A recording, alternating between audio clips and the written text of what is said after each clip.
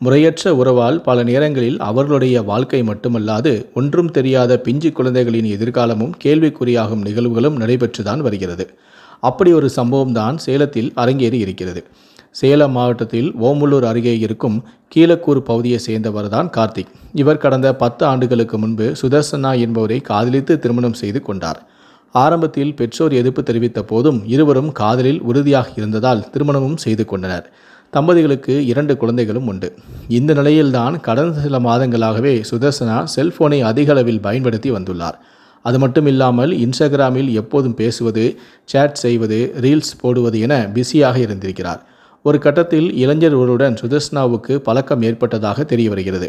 இதனால் எப்போதும் இன்ஸ்டாகிராமில் மூழ்கி கிடந்துள்ளார் சுதர்சனா. ஒரு கட்டத்தில் மனைவியின் நடவடிக்கையில் சந்தேகமடைந்த கார்த்திக் அவரது செல்போனை பார்த்தபோதுதான் அவர் ஒரு இளைஞருடன் பேசி வந்தது தெரிய வந்தது. அவருடனான பழக்கத்தை விட வேண்டும் எனவும் இன்ஸ்டாகிராம் பயன்படுத்துவதை நிறுத்த வேண்டும் எனவும் கார்த்திக் கூறியிருக்கிறார். ஆனாலும் சுதர்சனா அதை கேட்பதாக இல்லை. 10 ஆண்டுகள் வாழ்ந்த கணவனை விட்டு 3 மாதங்களில் பழகிய காதலன் பெரிதாக தெரிந்திருக்கிறது.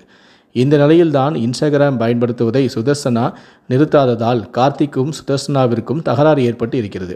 இதனிடையே கடந்த திங்கட்கிழமை தனது 2 குழந்தைகளையும் பரிதவிக்க விட்டுவிட்டு சுதர்சனா மாயமாகி இருக்கிறார்.